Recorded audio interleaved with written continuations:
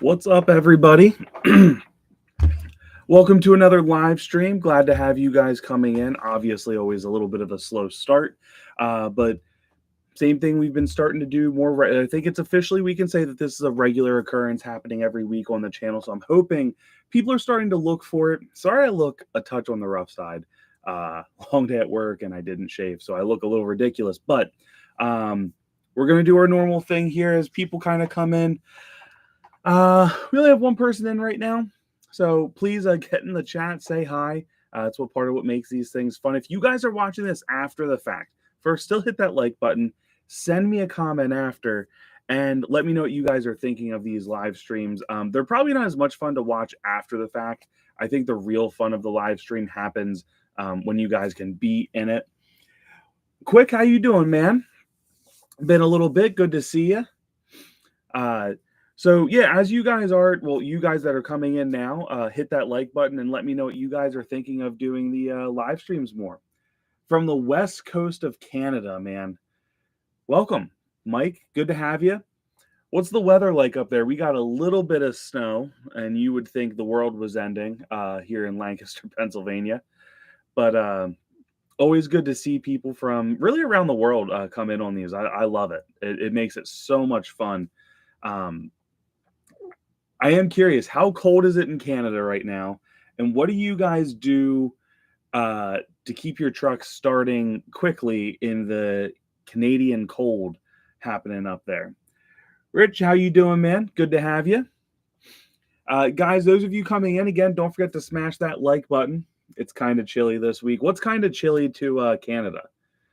Because I feel like it's kind of chilly here, but it's like low 30s, high 20s. Although this week it is supposed to get down into like the single digits. So that will be not fun. Not fun at all. I have nothing really to say about that. Let's see here today that we did get out and do a few donuts. Of course, gotta put the 6.7 through its paces. The 6 liters still getting a computer debacle. That's being a bigger pain in the butt than anticipated, but we're getting through that. So who's got diesel questions for me? Preferably if you got some Powerstroke stuff, that tends to be my specialty, but we are here for all diesel questions, technically. Cosby sauce for me and I to start old big. No. I'm assuming you mean like ether. You're giving a little shot of ether before. Maple syrup in the fuel. Most people plug them in when it gets cold. Yeah. I feel like when I buy a house, I'll probably have like an outlet that I can put on a timer so that I can just give it like 3 hours before I need it to run. Would probably be my trick. And then it's nice because you have a nice warm truck. I have a friend down here, Hammer Down Motorsports, that's from Canada, and I know one time someone was having a hard time starting their truck, so they took a tarp over the hood, and they ended up, or like over the front of the truck, ended up jacking it up a little bit, and put a heater underneath it, and it got pretty warm under there. And he's like, sometimes this is what you got to do in Canada. Obviously, we're not in Canada, but I found it pretty funny that he did that. And it works. So it ain't dumb if it works in my book. But confirmed iron, welcome to the live stream, my friend. Confirmed non-clogged but sinister oil cooler. Run hotter since bigger passages. Running 2.8 unloaded at highway speeds. That's a tough one. So yeah, so this is one thing a lot of people don't know about the aftermarket. A lot of not all of them, but a lot of them, they have larger coolant passages. Sounds good on paper. What this does though is there's fewer of them. So the overall transfer and cooling capacity of them is less. So you will get a slightly hotter running truck, and you will get higher deltas with that as well. It's not going to be able to cool as efficiently, and there isn't a whole lot you can do. I will say this, if it's not failing, like, let's see, when you say 208 to 211, is that your oil or is that your coolant temp? Just curious. Because 208 to 211 oil temp really isn't a big deal. Okay. So that's like, I know in our heads we're like, that's hot, but honestly, an OEM oil cooler in the, I mean, this is winter, but in the midst of summer is gonna get in that area anyway. It's not dangerous for the truck. I would find out what the standard is from like a clogged perspective. If I was going in to do other work, I would change it. I don't think I'd recommend changing it for the sake of changing it. Um, I just don't think it's worth it because it's working correctly. It's just working in a different set of parameters than what we're used to. The test itself is still the same, 65 miles per hour down a relatively flat highway. What's your delta? The difference is your deltas might be more like 20 degrees instead. So what I would do is I would probably try to establish what is a baseline set of deltas to worry about for like this summer. I'd wait till it gets hot, a little easier to tell. Maybe have a cold season and a hot season temp, but write it down somewhere, save it in your phone. So since you confirmed it's not clogged, it's just a different style oil cooler, go run it at the highway and see what the deltas are, and just keep an eye on it. I don't know that the larger coolant passages clog very often. I'm sure it can still happen, but I do believe it's that those larger passages do prevent it a fair amount. But it certainly is an imperfect design. Um, but I wouldn't go in changing it for the sake of it. I mean, could you? Sure. There's nothing wrong with it. I just think it's a lot of work unless you really just want to do it, but that setup is running correctly. Pulling 60 in Colorado summer, but as long as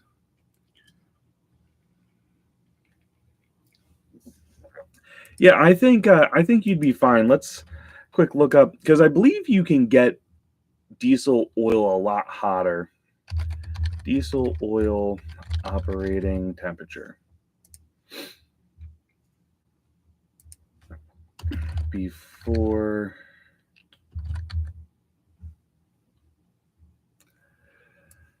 um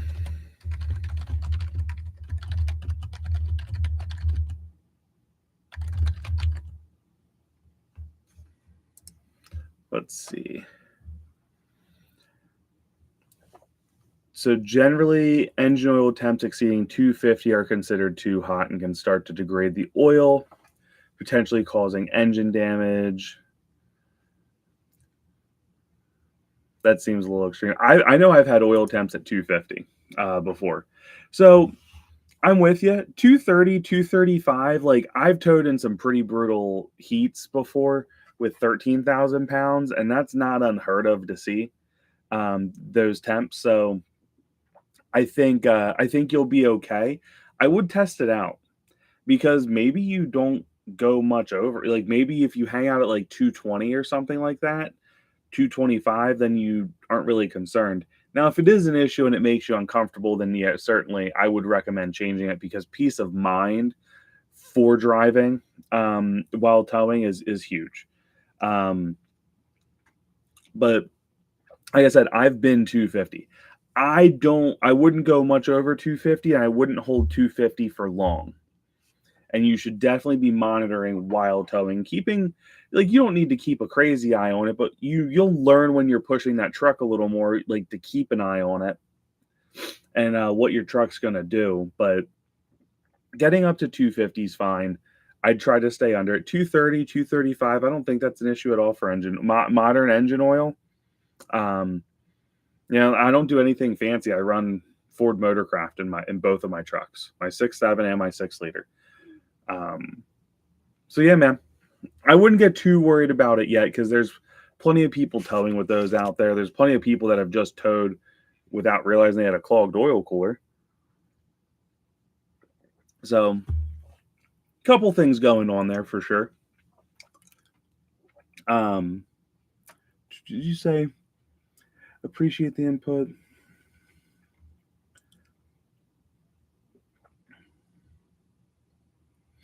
Yeah, I'm with you. I wish somebody wouldn't have because one, I dislike Sinister. They also sell an OEM one. I've heard of people with there's a bunch of different aftermarket ones now it used to be easy to tell the ones that were more meant to be like a factory style design and which ones weren't, but that's gotten a little harder to kind of tell the difference on now today. But excuse me. Um, but I think you'll be perfectly fine. I wouldn't worry too much about it at this point. Um, yeah, and just document it, man. If it turns out to be an issue, then you can address it, but I wouldn't go looking to replace it to spend money just to do it. Like, because it's, I don't even know. It used to be like $300. So just since I'm on Sinister, because I was looking at theirs for a second here, so they have like a $500 is the oil cooler now. That's wild. That's for an OEM one. Um, so $500. Realistically, by the time you do the whole job, you probably have like a random $700 invested in just replacing an oil cooler that you probably didn't really need to. Okay, so they are still around $300 if you go to XDP. You know, that's it. A quality website here. Extreme Diesel. I haven't bought anything from them in forever. Powerstroke. I'm looking for their oil coolers.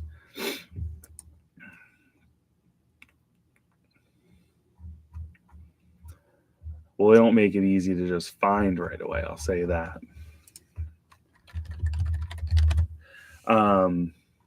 But I would go with an OEM one. Again, I don't think. Here's the OEM one, 305. Man, Sinister's kind of crappy. They want an extra $200 almost. That's kind of shady. Another reason I can't support Sinister Diesel. And they want, like, I think it's $190 more, $195 more than Extreme Diesel for an OEM oil cooler. Like, that's ridiculous.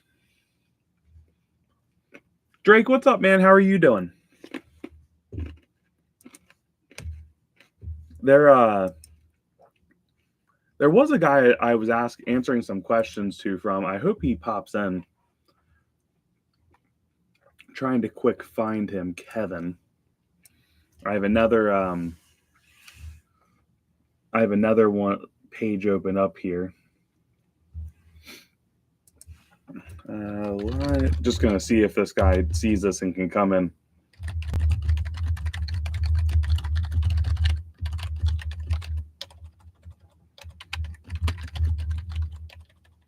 Can't type tonight.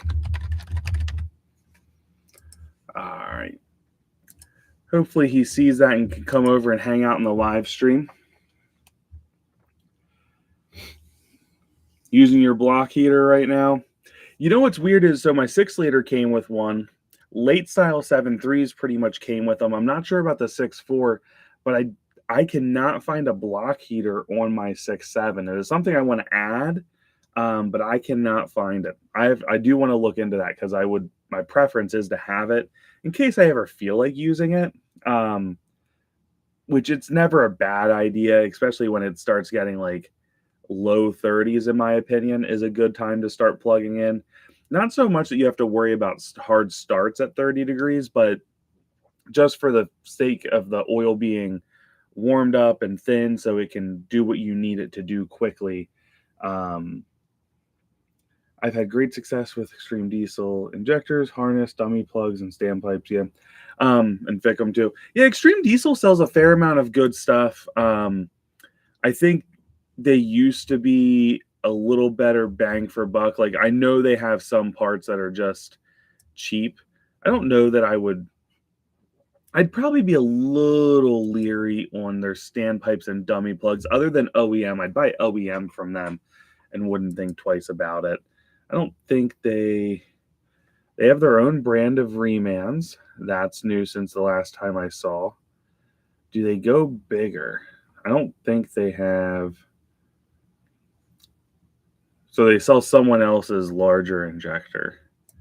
DDP. I don't know how much actually bigger it is. Oh no, they just call it a 60. No, it's actually not. I lied. It is nice every now and then just to keep up to date on who's making what with some of these things, because parts change all the times.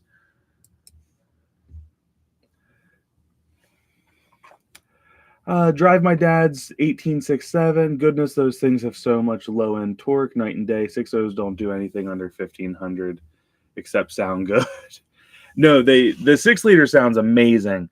I think a lot of it has more to. It's hard to compare a 6 liter to a 6.7. One, there's added displacement. I know it's not a lot. Like for a diesel V8, a 6 liter is a relatively small displacement. For it. It's still a great performing truck, but it tends to make its power more around that 2000 mark. And that's one of the big bragging things of the 6.7 is this relatively really flat torque curve that kicks in down low.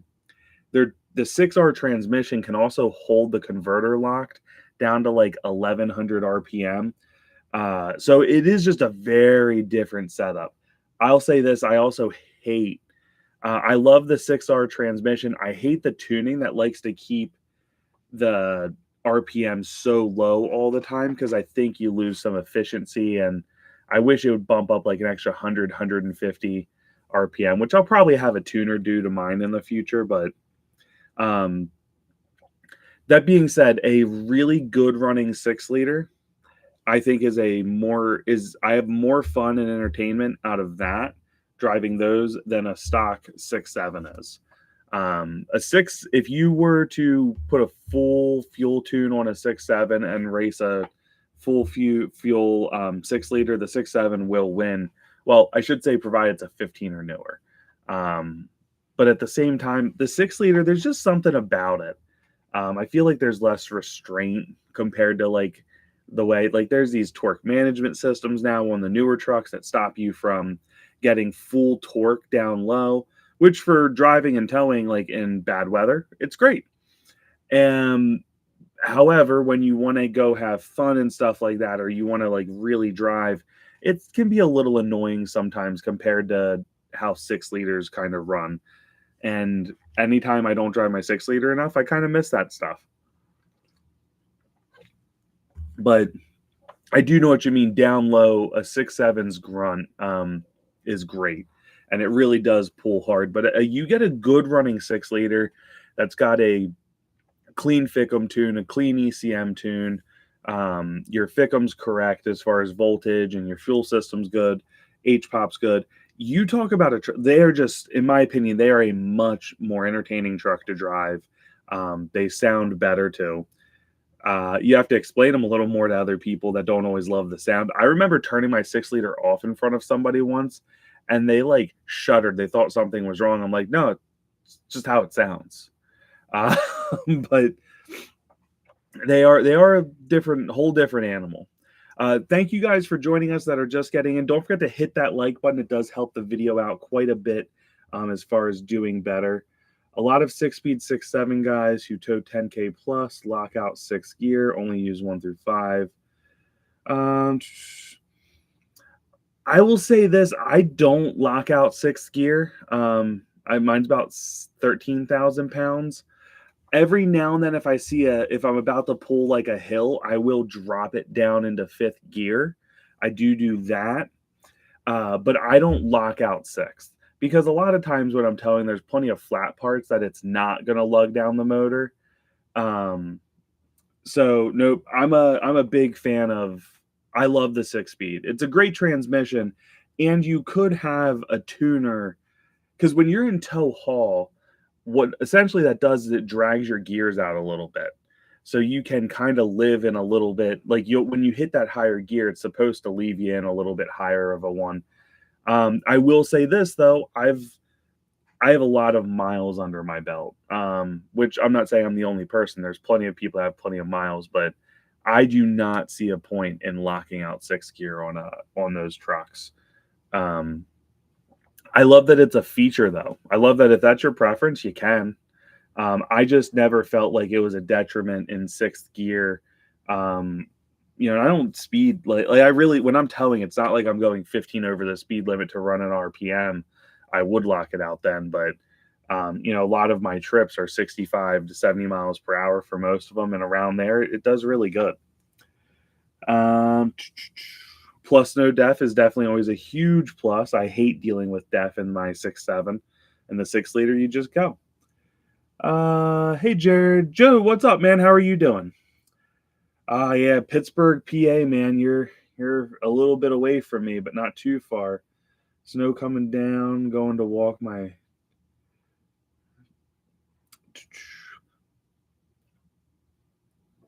Joe, thank you, man. Joe's even saying, guys, don't forget to hit that like button. I love the support, brother.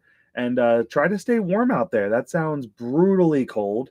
I look forward to you when you German Shepherd. I was going to ask what GSDs were. Thank you for bringing that out. I assumed a dog.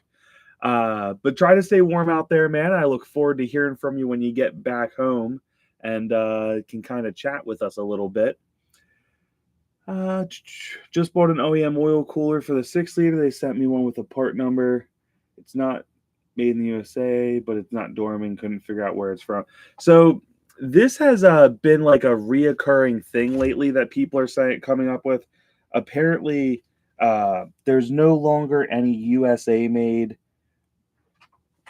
allegedly, any more USA made oil coolers for the 6 liter. People are all up in arms about it, which I understand. Anytime parts made somewhere different, you can get a little leery. But I think a lot of people were running Dorman coolers with different set of gaskets because the Dorman gaskets were garbage. I don't know if they still are. They may be better, but people were then running them with like Alliant gasket kits, and that was a popular combination for a long time. So, Rich, I wouldn't get too worried about it, but it's probably at this point bordering on impossible to find one of the USA-made oil coolers. I know a couple people running Blessed oil cooler. I've seen on the forum or like the Facebook forums about the 6 liter, and plenty of happy customers with that. There's a few others out there like the PPE one. I wouldn't mind putting a different style in someone's vehicle just to kind of be able to check out how it's doing. My preference is the added cooling of an OEM, like a full OEM copy, where you have the extra rows to just do it. So I'm quick looking here.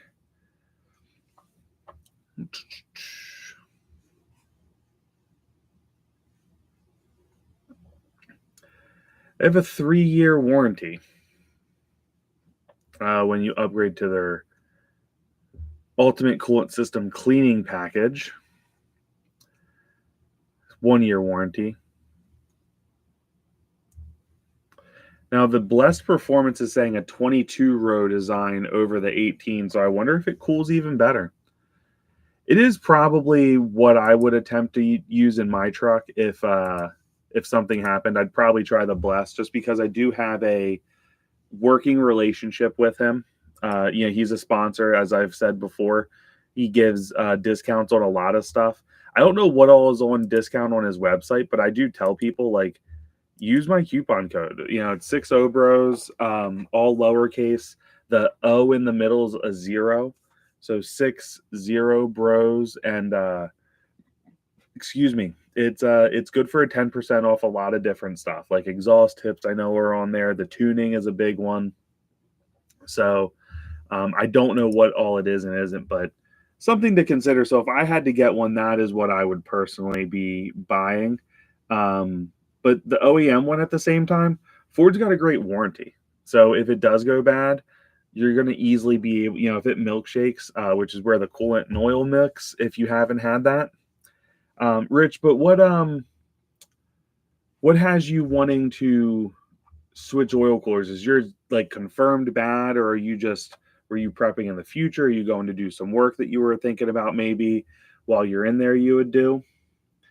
Thoughts on cat gutting? Heard 6.0 stock tune can pass a smog with a gutted cat.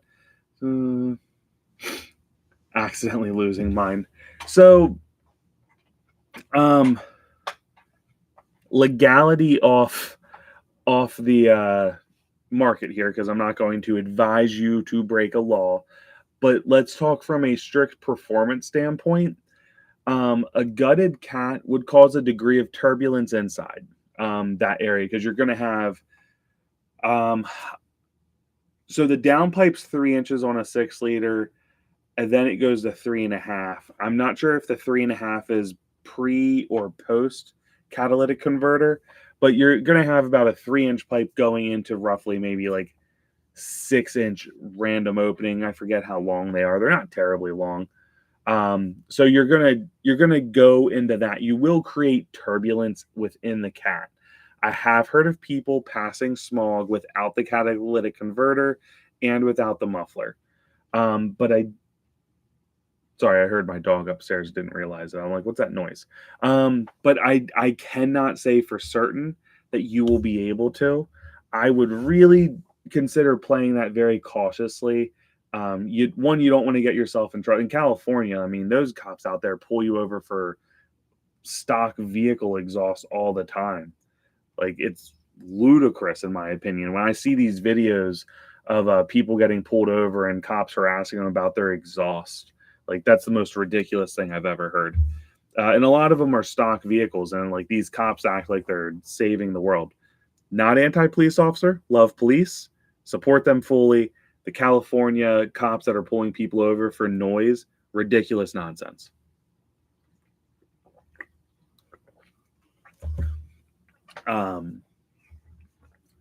But yeah, so from a performance standpoint, a gutted cat would cause a degree of turbulence just from that small pipe, big opening, and then cutting it back down. So that is something to consider. Do I think it would hinder your performance significantly that you would notice it? No, not at all. I don't think you would.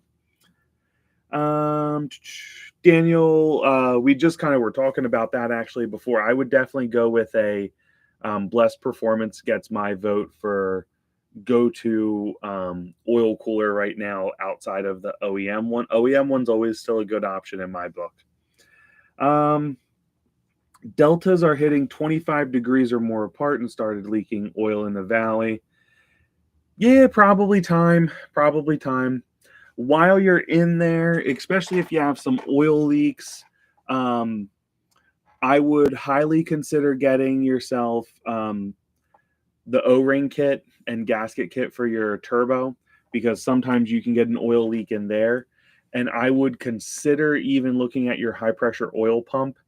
Once you're in there, you'll be able to get a better look at what's leaking. But I would take a look at those things as well, just to be on the safe side and make sure that things were taken care of correctly.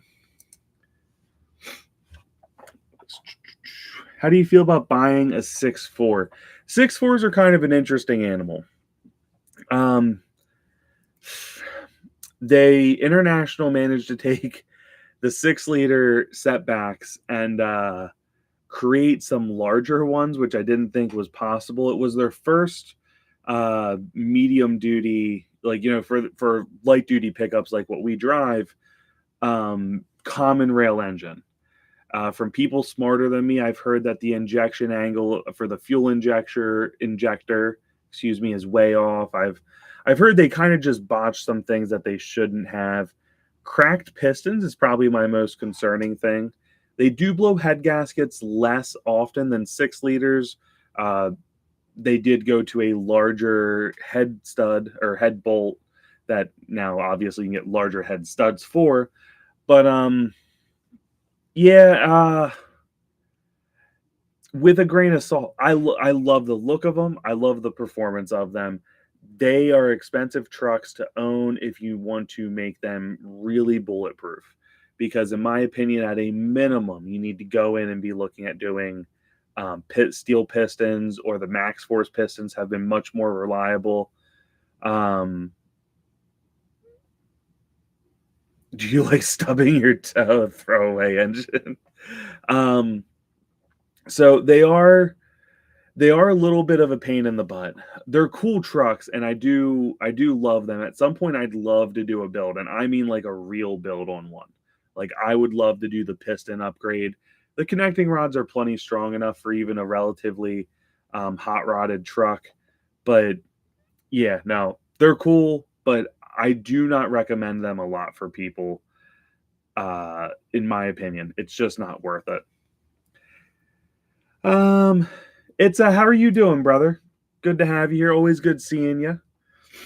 Thoughts on biodiesel blends on 6 liters? Most pumps say B5 or mysterious blend. Um, that's a good question. I don't know enough about biodiesels, uh, but I do have one immediate. Are biodiesel blends okay for Huey pump?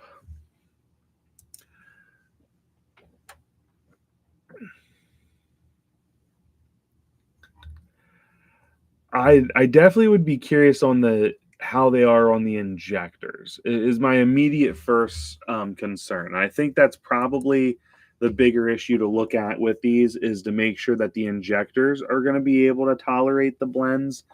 Um, Here's the coupon code for Blessed Performance over there. And that is an affiliate code, just to be clear. I just need to be forthright with that stuff. I'd probably so the nice thing is with 6 liters is even if injectors don't like something, you're talking about replacing injectors, not massively overhauling the fuel injection system. The if you run the pump, like I think everything else should handle it well. I don't really get worried about that. It is the injectors. The 6 liter injectors are a little finicky. But again, with the higher lubricity content, is it really something bad? Uh, I don't think, but don't hold me to that. I really need to do some research to give you a better answer on that. I just do not have a reasonable explanation of that because I don't know enough. But I will look into it more, Drake, and kind of work on getting back to you on that. John, welcome to the live stream, man. Always good to have everyone in here. Let's see here. Are Molly head gaskets any good for the 6 liter? I believe Molly makes the who makes 6.0? I believe they make the original head gasket. I'm like 90% sure they do.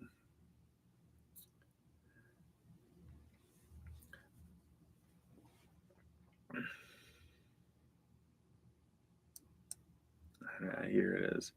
Yeah, yeah.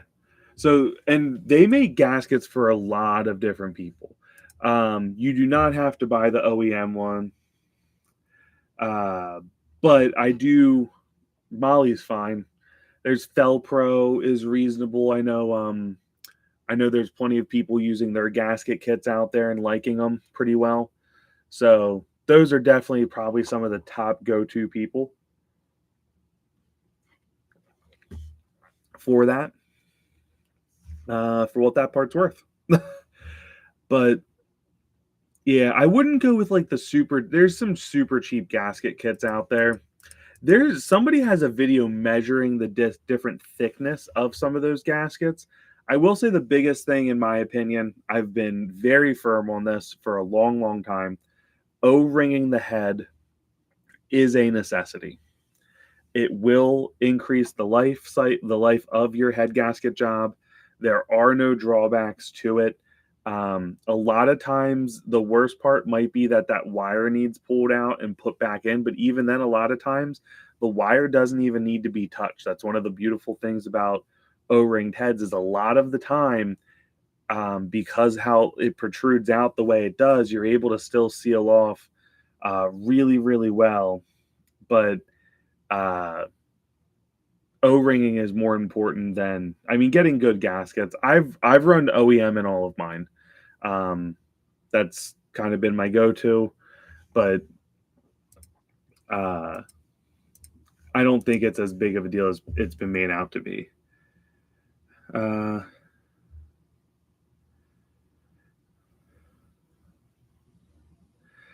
I think they do, but I don't want to speak for them.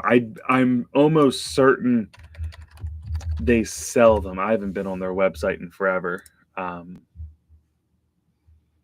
especially since he's irritated me in recent years. But let's take a quick look and see what gaskets he's selling. So he sells them, and he sells the Molly upper gasket set as well, the genuine Ford one, which is the same as the Molly setup.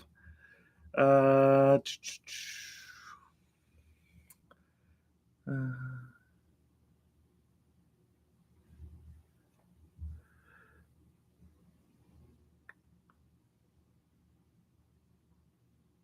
yeah, so he sells them. He actually used to sell Felpro, and I do not see them. I don't see Felpro on his website anymore. I see the Molly genuine Ford. Oh, there's the Felpro. Cometic. I didn't know he was selling them. I'm not as familiar with them, so I can't recommend them. But any of the others I just said, I would use without hesitation. I wouldn't even think twice about it.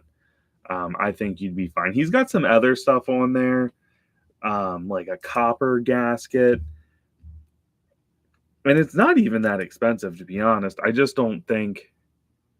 Again, that's another one I don't know enough about, but I don't think it's worth it, in my opinion. Uh, all is well. Just a couple more inches of snow is here.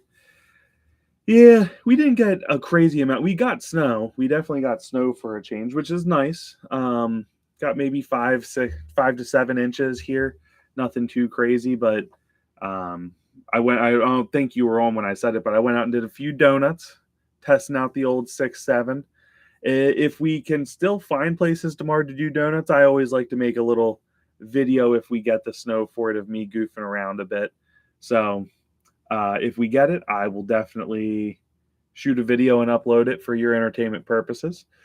I am a big believer in goofing around a little bit in safe environments to learn how to drive in the snow. I've done it all ever since I started driving. But do it where no cars are around, no poles are you're going to hit, and be very, very careful. Um, I've had several different years of core engines to choose from. What style high pressure oil pump oil res would you pick for a hot rod play truck? So uh, that's tough because I just don't think there's a bad setup. I do feel the wavy style oil rails tend to idle better. They're just a little bit of a smoother idle. There's a little more extra.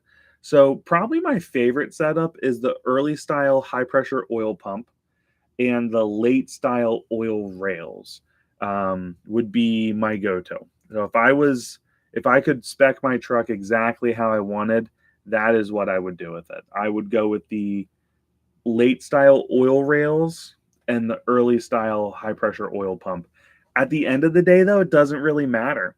Um, some would say I arguably picked the worst combination for that, because the later style high pressure oil pump is super super reliable. I also don't think you could mock up a late style pump with an early style set of rails. I could be wrong, but I don't think you can. Um, but they just the early style pumps. There's plenty of upgraded ones out there, and there's plenty of upgrade. There's I shouldn't say plenty. There's upgraded later style pumps as well. So injector choice isn't hard to figure out. The later style rail and high pressure oil pump are more prone to oil leaks and hot nose starts than the early style. Um, but I told you to combine again the worst two parts. But I do think it's worth it. I think that is, in my opinion, that is the best running version of that oil system.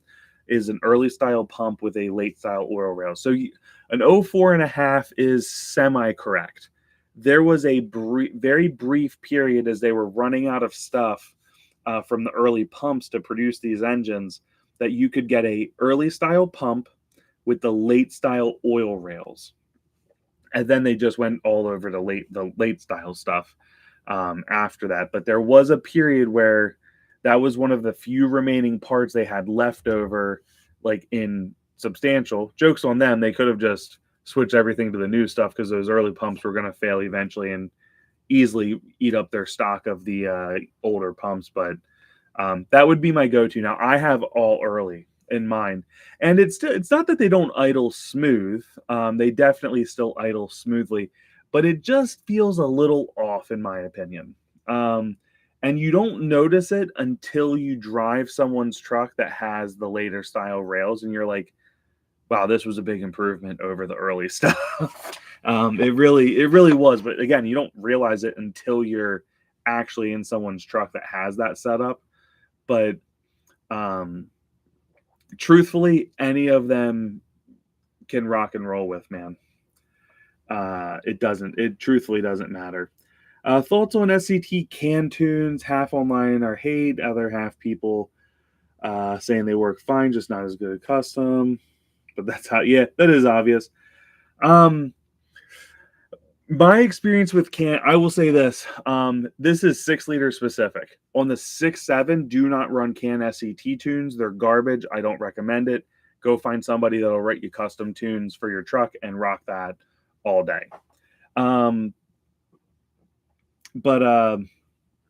for the 6-liter, they're not bad. They're not hateful tunes. I don't like them. They tend, in my experience, they're not as refined as a good custom tune. And what I mean by that is maybe your transmission shifting is a little inconsistent. Maybe it's not quite that nice firm into the next gear. But they're not bad tunes. However, I wouldn't run them long. I ran them for a bit and then switched to a lower horsepower custom tune, and I loved that much more than the can tunes. The can tunes are okay. They'll get you started. But again, less performance, 6 Obros, and you get 10% off. But and maybe your experience will be different. I haven't run canned SCT tunes on a 6-liter in 7 years, 8 years. So, I mean, it's been a while since I've done that. And at this point, I really can't because I have bigger injectors in the truck. So I'm just not able to experiment. Although if somebody does, someone's probably going to drop a truck off with me to do a build on. It's going to be a work truck build if he gets it. And he's going to spend a little bit of money. So it would be interesting to be able to test out can tunes again and then test blessed performance on a really stock truck that most of you guys would be running anyway. So that is something I'm looking at doing. Early pump with late wavy rails, I'll try that. Daniel, that's my favorite combination, but again, I don't think you can go wrong with any of them. I think the ICP location is what makes that idle different. That would make sense. I don't know 100% on that, but that would make perfect sense from just because you're getting a more accurate reading on the high pressure oil rail itself, as opposed to at the pump, because the pump is going to obviously read different. Yeah, I could see that.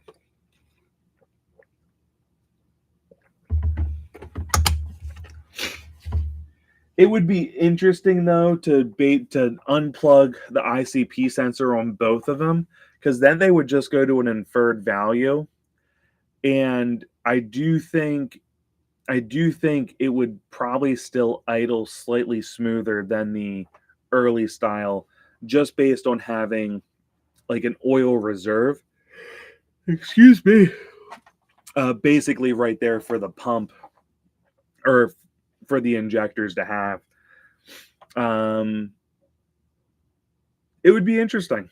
I wouldn't mind trying that sometime if I had two just completely stock trucks or stock enough that it wouldn't matter, and trying to see how that would work out. Your early 04 King Ranch has the combo you mentioned, early pump late. Nice setup, dude. I love it. I wish I had that setup so bad. And it's expensive to switch to. I can't say I will never switch to it, but right now I cannot do that. But it's a good setup. It really is.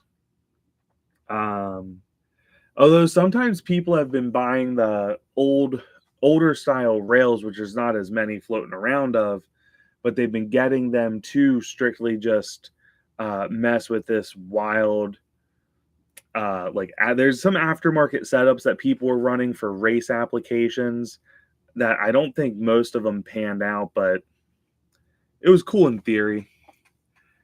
Dually, flatbed, or stock. I'm a sucker for a stock bed. I've seen some flatbeds that do really catch my eye, but more than not, I like a factory bed on my truck. It would be very unlikely that excuse me again, not impossible that I would never flatbed a truck, but not super likely either.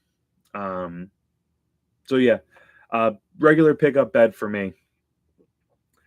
Do you actually watch your EGTs or is it kind of overlooked? I watch my EGTs. However, right now my sensor needs replaced.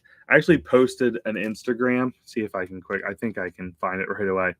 I have a picture of it at 2000 degrees because it's needs replaced. Yeah, here it is. I don't know if okay, never mind. That's not showing up at all. But yeah, 2000-degree EGT temp because my probe went bad, which I think is related to one of the big videos I'm getting ready for. There's just a lot of prep work to make it happen. That's the regrounding of the truck. But that is one thing I have to go mess with. So I do look at them. I don't fixate on them while driving every day. I keep a much closer eye if I'm doing something dumb. Like if I'm going to get in the truck and do a pull, I keep a closer eye on my EGTs. If I'm towing a grade, I keep an eye on my EGTs, but I don't like go crazy about like must watch. One, you can typically set warnings for stuff to go off when you hit a certain number. Set them and call it a day. Don't drive yourself insane trying to like psycho watch that instead of enjoying the drive in your truck or paying attention to traffic in front of you because you were watching your EGTs too closely. Typically, if there's going to be a problem, they'll stay up. You'll be able to catch it.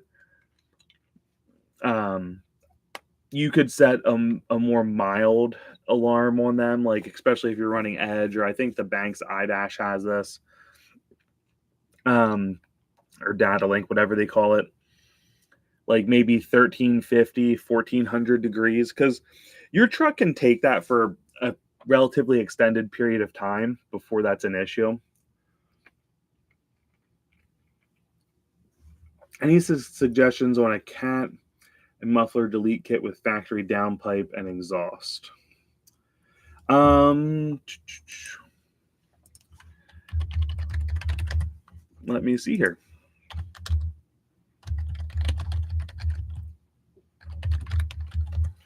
Let's see what pops up.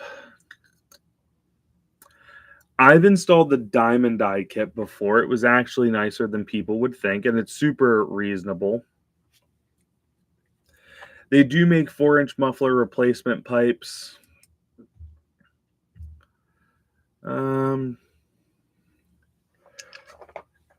This has a different down. This is a 3.5.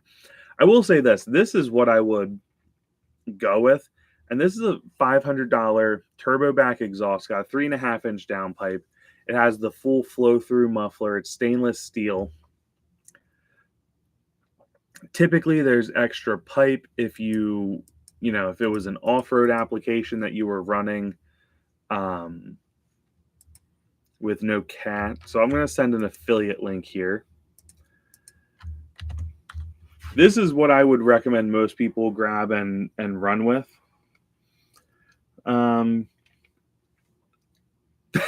You look tired, bro.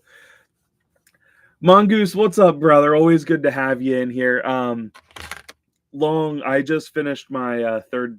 I shouldn't say just. I did 312s in a row, so I would be lying if I said I wasn't a little tired, but we got a good live stream going, and I want to keep that rolling. So I'm gonna do, unless everyone were to leave me, I'm doing at least an hour and a half tonight, maybe 2. Probably check out before much after the 2 hour mark. It'd have to be really busy in the comment section for me to keep rolling at that point. 6.4 starter, great upgrade on a 6-liter. Brad, welcome to the live stream, and I absolutely agree. The 6.4 starter is a great upgrade. I plan to do one on my truck at some point. I would like to compare the 6.4 to the 6.7, which the specs of how fast they spin, their power draw, all that is actually the same. It's a slightly different bolt. Excuse me. Like you have to buy a spacer to make the 6.7 one work, which is kind of funny because there isn't really a benefit to it, but I will probably do the 6.7 just for the video, and I'll talk a lot about the 6.4, but either one of them is great for ease. The 6.4 is where you go.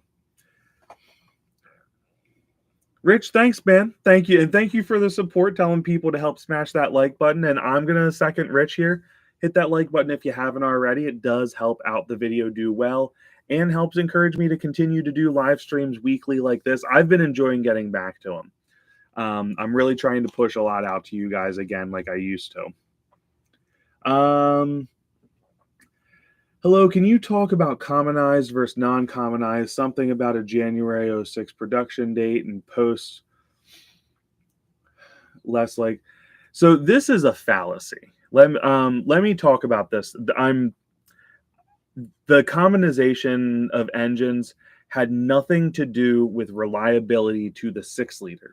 It had everything to do with getting ready for the production of the 6.4 to come out, because they were using as much as they could and slowly changing things over to be ready for the 6.4. A commonized 6-liter engine is 0% more reliable than the first 6-liter production engine to come off.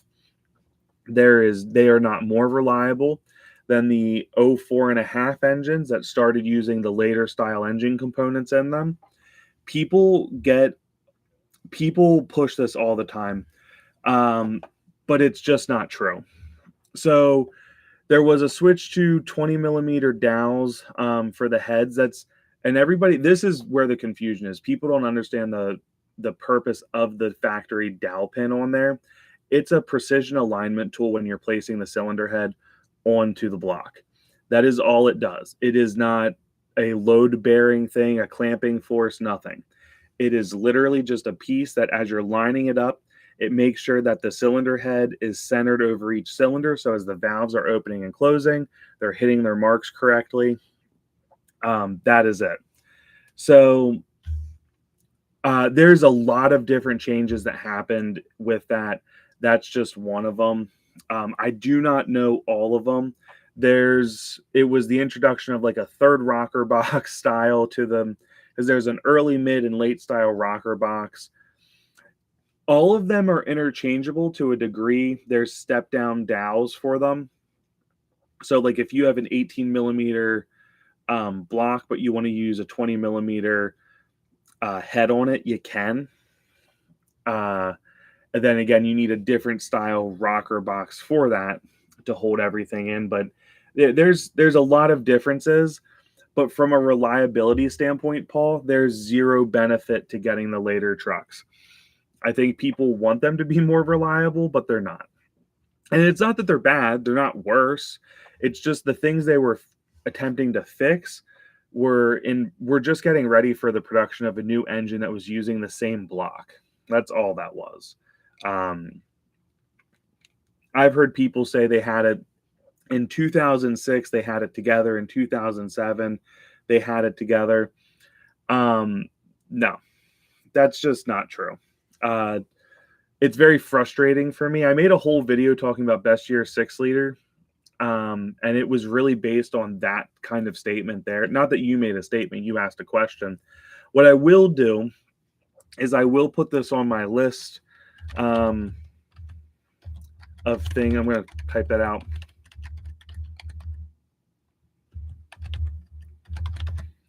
Of things for me to look up to actually tell. I know there's more differences than what I actually said, but none of them led to a more reliable 6-liter at all. And if you're buying aftermarket heads today, you're getting any upgrade that could be done to it. It's just not, I don't know. I get frustrated with that one. Not you, Paul. Thank you for asking a great question, because a lot of people ask that question, but just nothing super exciting about it. Rear diff is leaking. Is there an input seal on it? So when you say rear diff, is it leaking at like the differential itself, like dripping down? There's seals internal to them, and there's that. So that is one thing to kind of take a look at. But I'm actually I had a conversation with Hammer Down Motorsports about this, because I'd like to redo the axles in the 6-liter. If it's just the diff, just replace it and call it a day. I don't know about how to replace the seals inside the truck or inside that axle yet, so I can't really comment much on it. But there should be seals internal on each side of it and the actual diff cover itself. So what's leaking? When you say your diff's leaking, what's actually leaking? I can only get 17 out of an 8-inch lift and 37 tire. Mongoose, if you're getting 17 miles per gallon, that's wild, and also, quite frankly, awesome. Oh, hey guys, Josh is here. Josh, we put a 6.4 starter in your truck, which is, spec wise, is the same as I don't know how much you heard, but spec wise, the 6.4 starter is the same as a 6.7, except you don't have to deal with an annoying bolt, which I'm certain Ford changed that bolt strictly for people putting 6.4 starters in a 6-liter, and I feel like it irritated them. 03 wiring harness is a known problem. I could see that. I think more than not, the issues with wiring harnesses has more to do with people going in, messing with them, not putting them back exactly where. But I do know around like edges of the corners of the cylinder heads, sometimes you get like chafing in there that ruins the harness. So I have seen that numerous times on these trucks. Is it common for 05s to have a data sticker on the door instead of the cab? Eric, that is a good question. I don't know. Mine's on the cab. My dad has an 01. His is on the cab. I'm sure Josh's 6-liter's on the cab. And my 6.7's definitely on the cab. So I would be surprised if it was. I feel like that's goofy. So Itza has it down as Euro 5 had it on the B pillar. Yeah, I'm not sure, man. That's a goofy one. I really don't know if they did that at one point. 05, 07 front coils versus leaf springs. The leaf spring suspension is great. It is a super tough. Leaf springs do wear out, though. People act like they don't. They do, and they do need replaced. Little bit rougher of a ride. Not a bad setup. They tend to not have death wobble.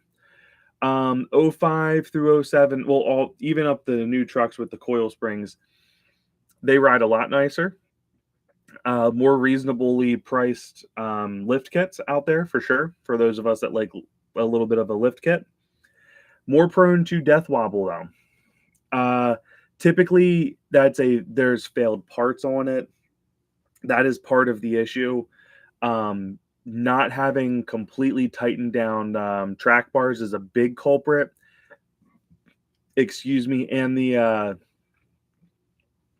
track bar on them actually goes into a ball joint, and I believe that ball joint to be a major issue of death wobble on those trucks. There's some upgraded kits out there. There's some kits that delete that ball joint, but I think that has a lot to do with the issues that people experience on the newer styles than what they did on the leaf springs. My preference, though, while we're at it, my preference is the coil springs. Early '03, did those have a weaker transmission? Technically, yes. It's not a major difference like it is on some of the trucks. Like, so what it was there was leftover parts from the 4Rs that were compatible with the 5R. I forget what they are. There are different kits. You need to know what transmission you have, and they're not always the later styles can work with the older styles. You can't just put a later style in a newer truck and send her off. There are differences that need dealt with. I know people have gotten it running. I think it's in the output sensor speed or speed sensor, excuse me, but technically they're slightly weaker. It didn't prove to be an issue through the 6-liter run, but people that are building transmissions do tend to look for the later style. I have an early style transmission. When I did my transmission build, I bought another early style core to be built. And I've had zero issues. I would not get wrapped up in trying to figure it out. Just make sure if you have an 05, you're putting an 05 or newer transmission in. The earlier 03, 04s needed the later style, or excuse me, early style there. So just be specific on that. The early ones are technically slightly weaker, but it has not proven to be an issue at all. Factory battery cables on a 6-liter are insert expletive.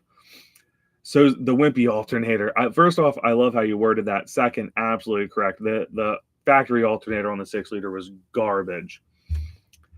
Best upgrade all cables and alternator ASAP. So I do run a bigger alternator, which I think I run the size I think it should have came with. I have 185 amp alternator. Nothing crazy.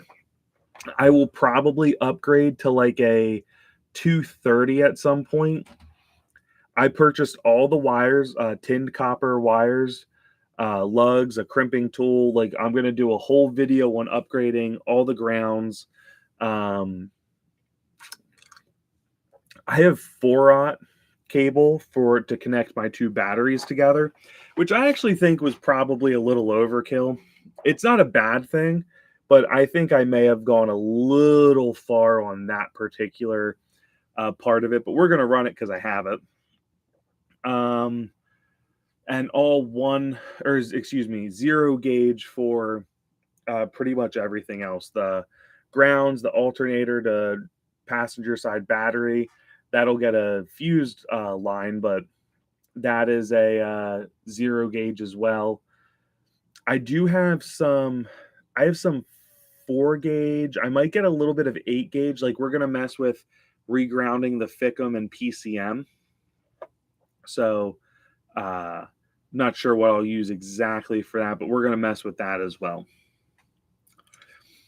We're also going to ground off the transmission to the frame.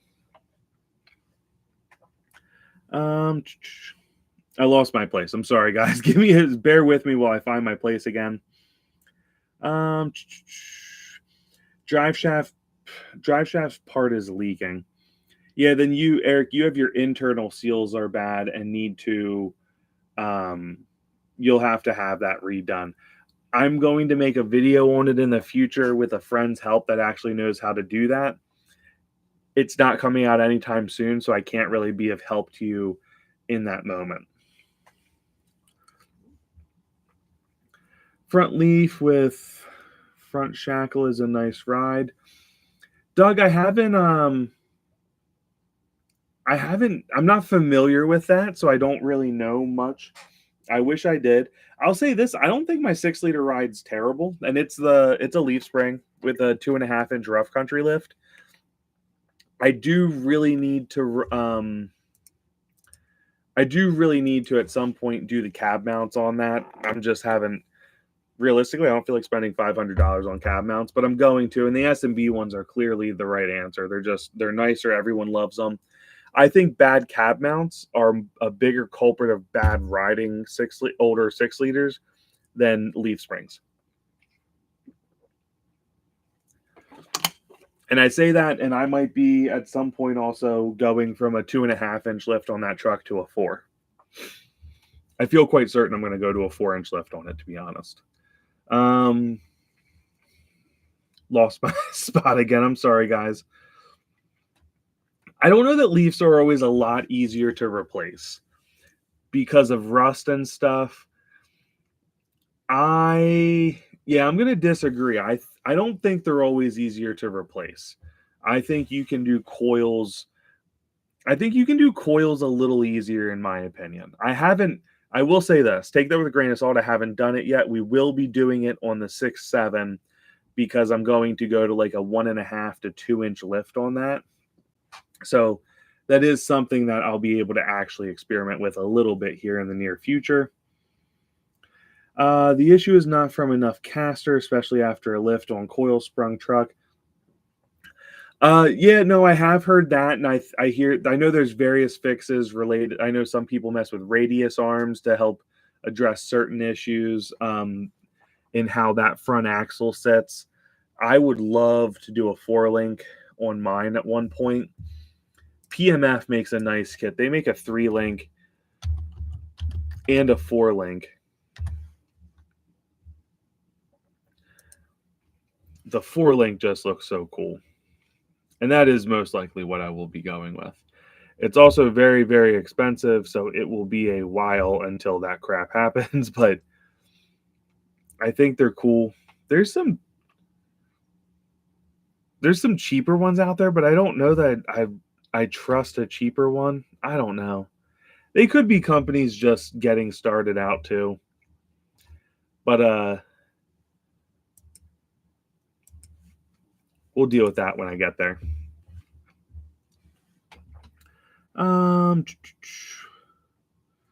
Eric, what's your 03 transmission doing right now that you're having an issue? I do think one of the biggest issues people experience with transmissions can be avoided if in 50,000 mile increments they did a drain and refill.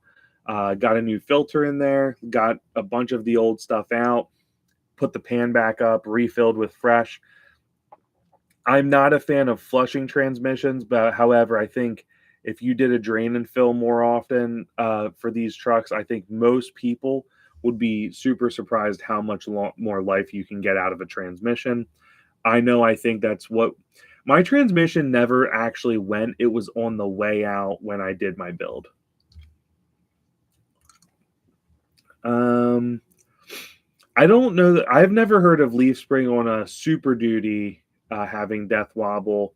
I have heard of leaf spring vehicles having death wobble though, just not a 6-liter. Yeah, Mongoose, the 6-liter payload was not great.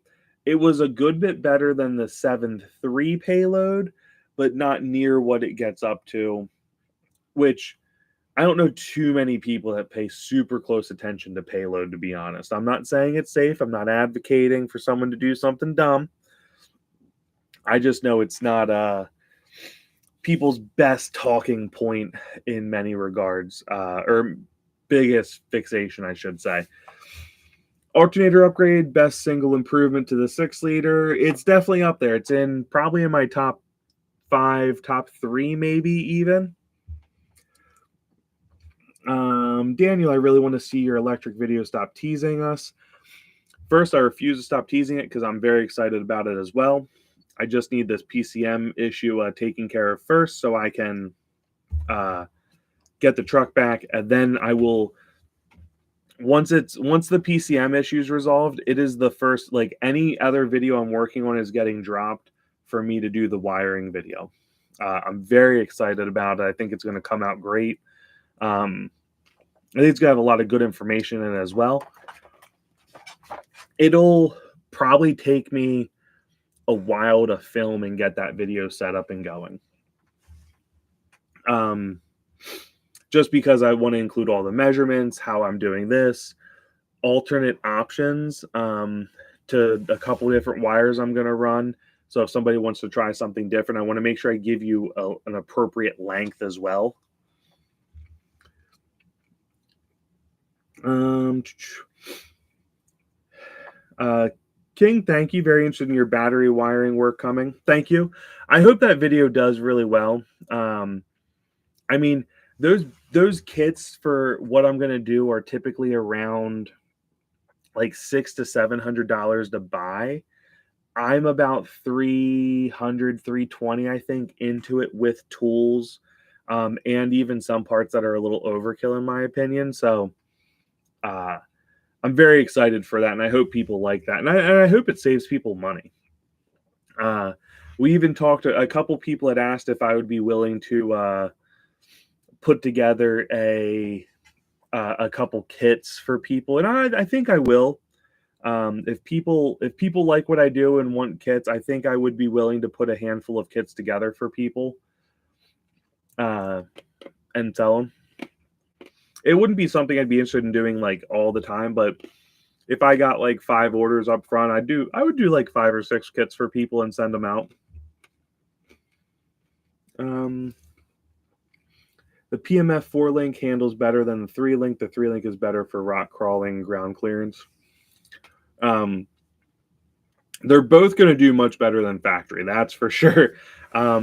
I will have one of them. I have a buddy that's about to put the 3 link on his 22, and I can't wait to check that out. But one of them will go on my truck at some point. I have to rev it to get it to engage. It probably hasn't been maintained. Eric, you could have a bad solenoid. I would probably try to run some scanning on it and maybe see if I can't find somebody that has that issue. Typically, it taking a little bit to go in is sign that you have a bigger transmission issue. It could be like a worn out drum or something in there. It might be worth it to try to do a drain and fill. Do not flush it, but doing a drain and fill on that might be beneficial to you. Paul, thoughts on the 6.4 oil pan on the 0507s? So all of the 4R and 5Rs have the same bolt pattern for a transmission pan. So my recommendation is same for all of them. Get a upgraded pan. I don't typically do the 6.4 pan. My recommendation is like a mag high-tech pan.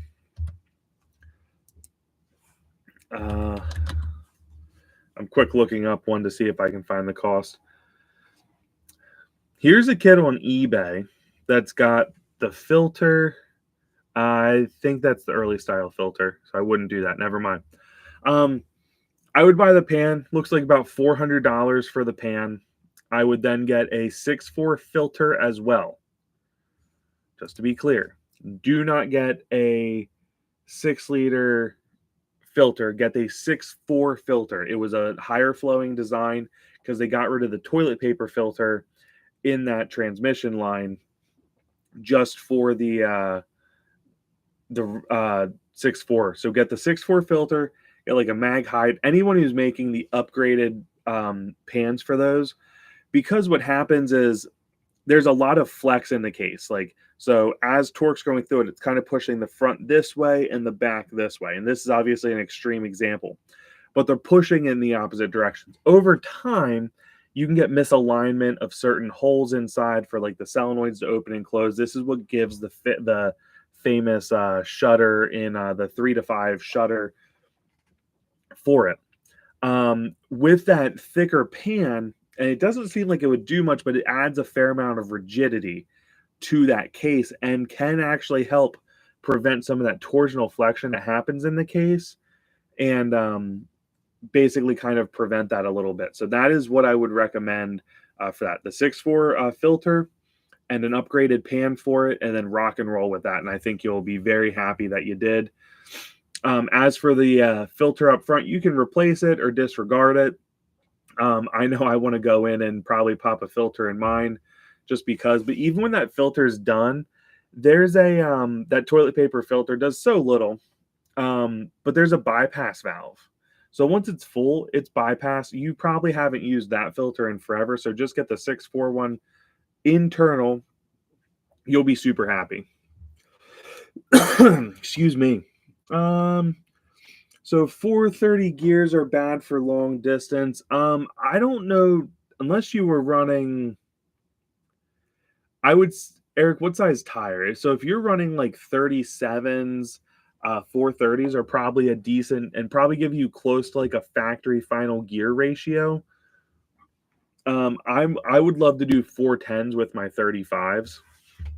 When I go to a 4-inch lift, I don't see me going bigger than my 35-inch tires, but uh 430s if you're running like a stock tire or like 33. I think 430s and a 35-inch tire, it's too much. I think you'll hate highway driving a little bit. Dot play pays plenty of attention to the payload where we are. Well, yeah, that doesn't surprise me where you're at. Out here, they don't really deal with a whole lot. On the East Coast, I can't say. Now, for truckers, yes, but people just towing their campers and stuff, they don't really tend to get too worked up over stuff. So, I mean, don't get me wrong. Don't try to do anything unsafe. I advocate for safety here on the channel. But airbags are one of my favorite upgrades. A good set of brakes, great thing to invest in on your truck. Making sure you're loading your camper correctly. You know, Itamiya has a lot of the stuff laid out there.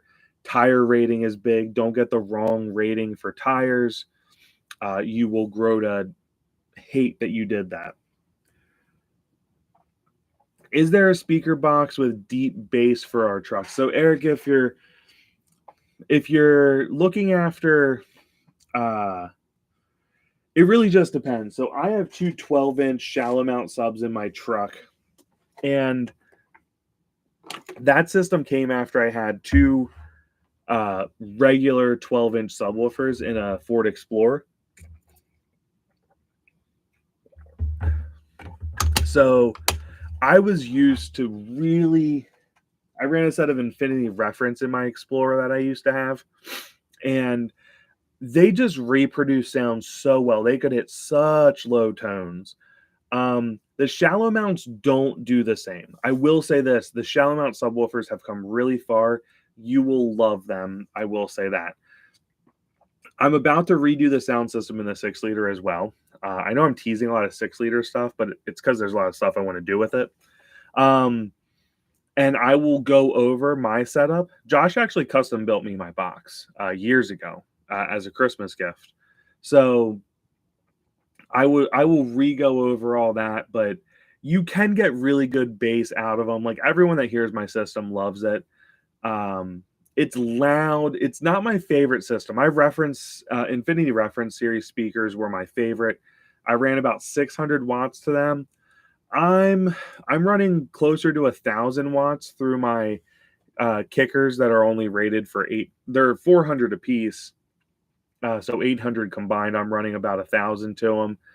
They take it. They sound pretty good. I don't always have them turned up that loud. Don't get me wrong, but I do listen to pretty loud music, so those speakers have been through it, and they take it well. It's a good sounding truck. On my 6.7, I'm going to go different. I'm going to go to a single 12-inch for that. I'm just looking for something different with that truck as a whole. So I don't feel the need to go as crazy with that sound system, but I want a good one. So I'm going to run a single 12.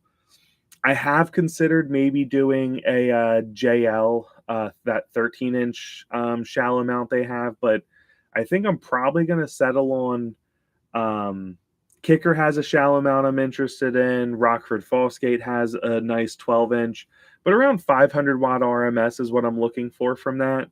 And then we'll do all the speakers as well. We'll do that whole system up. We're going to amp the door speakers. We're going to amp, obviously the sub will need one. So, but you can get good bass in a pickup truck behind the seats where mine are. Yeah, and I like that. Who do you recommend for Transoil Ford?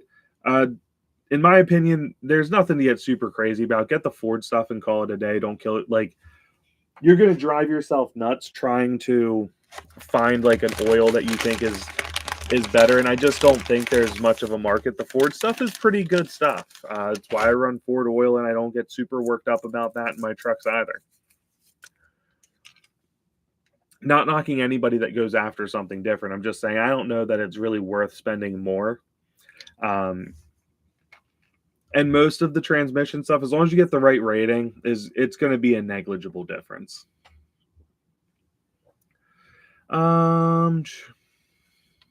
It's that's correct about the filter stuff that you brought up on the transmission.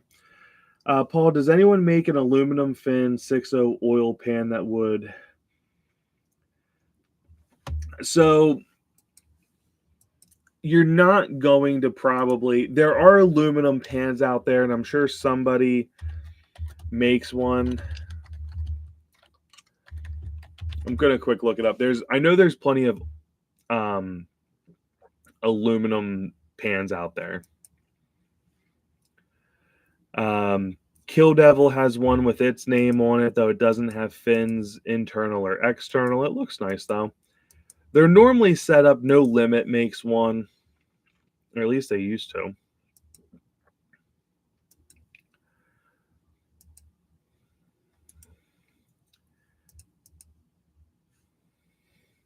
I can't get this.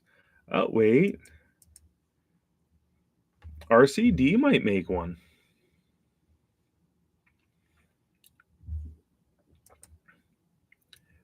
RCD makes an aluminum oil pan with external fins on the bottom. I don't know how deep they are, but they are external fins. They might have internal ones as well. I'm not sure. And that's cheaper, $700. Still expensive, but $700 for it.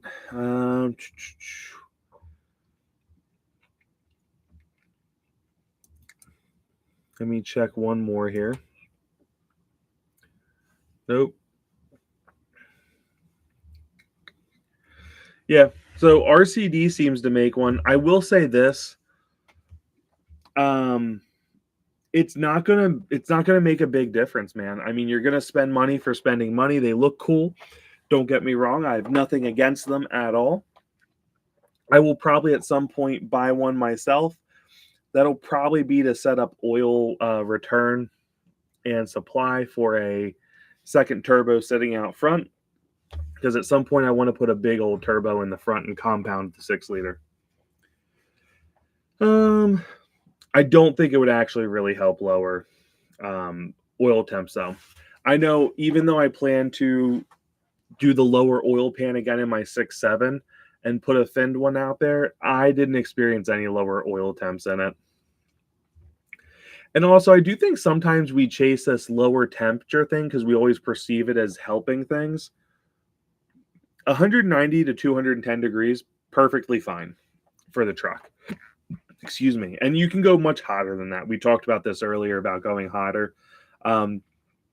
It isn't a bad thing, and it really isn't going to make an issue for you in those trucks. So I wouldn't go too nuts about it. And I probably, unless you really want that look, I wouldn't waste the money on it because it's going to be such diminished returns that you probably won't even notice it.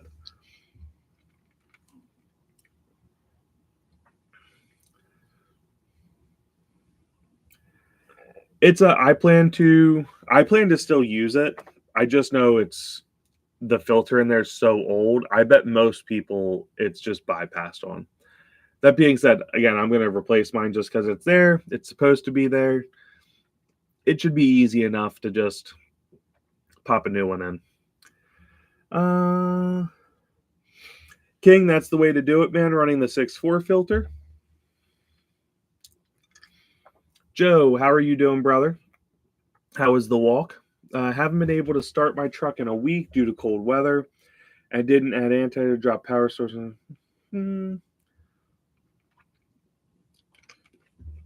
So it's just getting, Joe, it's just getting like replacing fuel filters at this point. Because once it gels, I do know you need to replace the fuel filters on the 6-liter. Well, at least that top one. The fast you might need to too. I just haven't experienced it. King, I put a 10-inch JL behind rear seat, made my own box. Nice, man.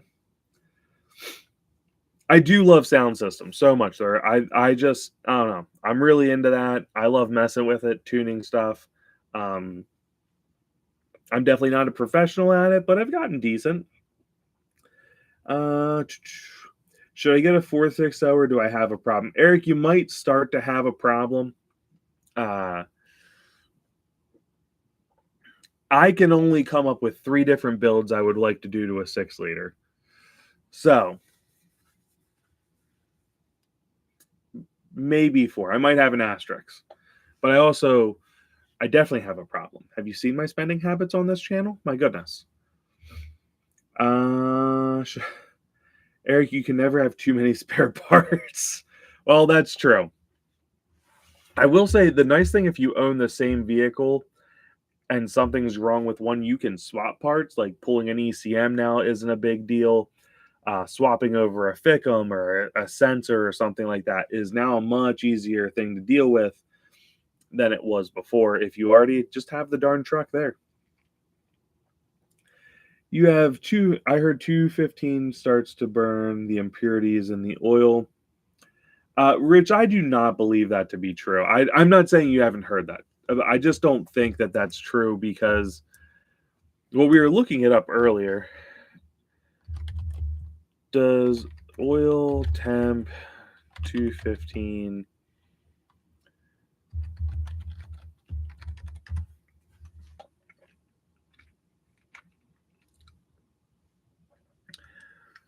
while an oil temp at 215 is not typically considered destructive to most engine oils,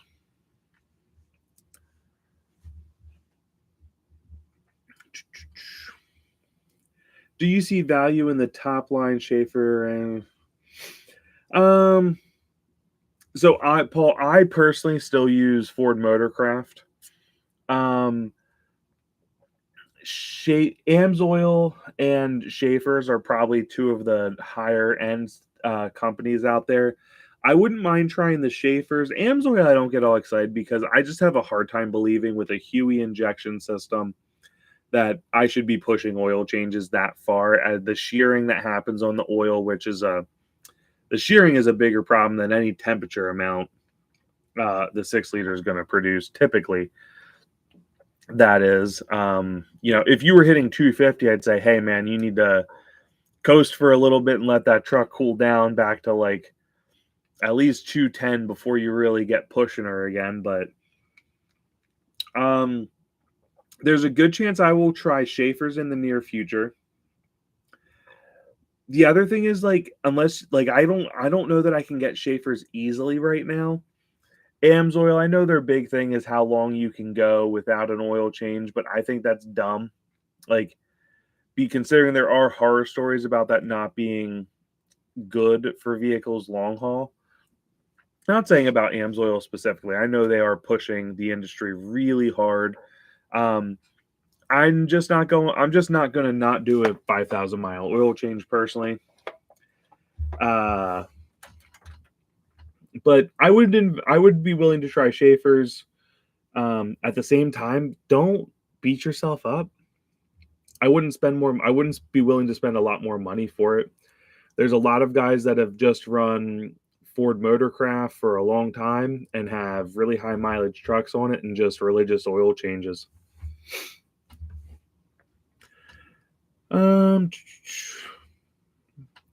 The filter continues to catch mature. I proved it back in the day after switching to a 6.4 pan with a fresh TP roll filter. Yeah, I just don't see a point in not using it if it's there. I don't get super I wouldn't go nuts over it personally, but at the same time, it's good to try. It's good to switch it out and use it. I'm getting compound turbos before a subwoofer. Turbo makes the sweetest music. True. However, if you needed to add a head unit and a subwoofer setup, you can do all that on the budget end, like $700. compound turbos are going to be on the lower end of like $7,000. By the time you buy a 400 series turbo to put in front of it, like I say, you get a 480. They're expensive. Let's look up the old turbo sponsor here.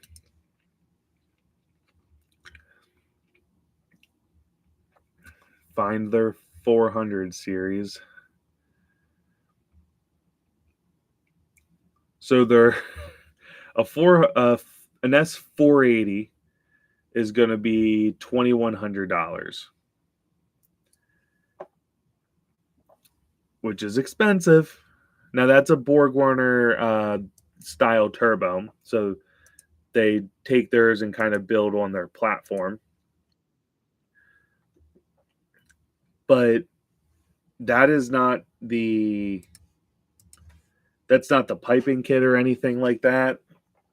That's not the oil pan. That's not any of the return and the pump to push oil to it. Just saying, it's a big project when you go do that. It's what I want to do at some point, but it is a very expensive project, man. And then there's going to be the tuning aspect. Like, it's just a little bit of a mess, but I do want it. Just unfortunately, I'd like to buy a home prior to doing a compound turbo setup. 230 is normal temp, I believe, or around there. Yeah, that sounds right. And I've looked it up a couple times tonight because it's come up a few times about oil temp. 230 is definitely safe.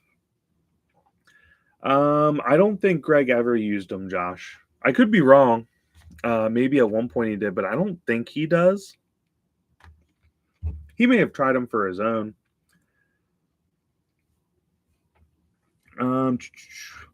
Speakers and subs don't blow head gaskets. Think about that before you do turbs. I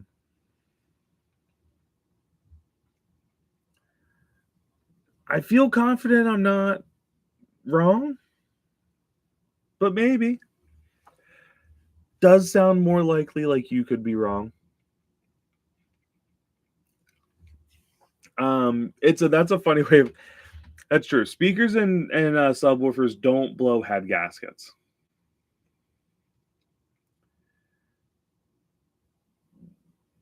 Of Schaefer's, I mean, he may have gotten it in, but I don't believe he uses it. No, I'll probably see him in the next week. I'll ask him. That's a good shirt. Buy speakers, not heads. Does Turbo Time have a good Whistly daily driving or driver turbo? Absolutely. So since I'm on their website here, so if you're running stock injectors, their stage 1 turbo is awesome. It's a 61 millimeter compressor wheel. They have a 10 blade turbine wheel with it. It's great for towing. It's great for daily driving. I hate 9 blade turbos for the exhaust side. They are loud and they do not perform as well. There is plenty of evidence to support that they do not tend to perform as well in this application. They sound good. They're crazy loud. However loud you think they are, it's louder. That said, I think the 10 blade just sounds absolutely perfect in my opinion. I'm such a big fan of it, and it performs so well in so many applications. From towing, daily driving, from towing when you're pulling a grade and keeping your temps down, 10 blade freaking rocks it. So I would recommend that for your truck, and again, you'll love it. It'll be very efficient. It'll make good power, but I lost my spot. I'm sorry. Now, Eric, if you're not sure if you want to go bigger injectors in the future, I would recommend their stage 2. You're going to want to run some tuning. It's a 64 millimeter turbo. You can still get it with that 10 blade. You can also, well, it comes standard with 10 blade. You can switch to a 9 blade if you want. I would recommend that you not, but if you want the whistle, some people just want it and they're willing to sacrifice the performance. Um, you can get it on there as well. But so the stage 2 can work with stock injectors fine with tuning. It'll run a tow tune fine. It'll run a street tune fine. There's no issue there. A little more expensive, but still a good, one of the best all around turbos. And you could step up to like a 190/30, a 175/30 would still go well. My preference is a 175 stock nozzle for this turbo. I just think it pairs really well with it. And you could use my affiliate code 6obros for 10% off your turbo. So they're great value. Like this stage 2 is $1,600 minus 10%. The stage 1 is $1,500, and again, you still could get that same 10% off on it, and that would be my recommendation.